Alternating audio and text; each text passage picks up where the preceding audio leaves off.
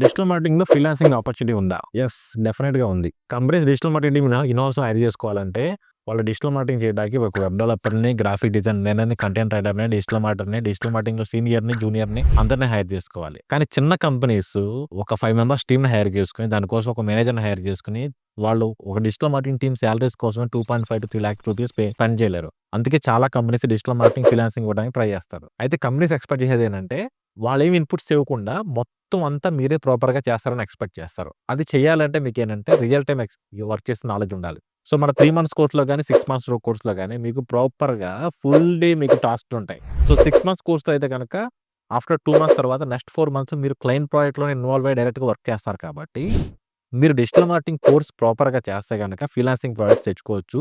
Digital మార్కెటింగ్‌లో ఫ్రీలాన్సింగ్‌కి చాలా మంచి opportunity ఉంది. బట్ స్కిల్ ప్రాపర్‌గా వచ్చుండాలి.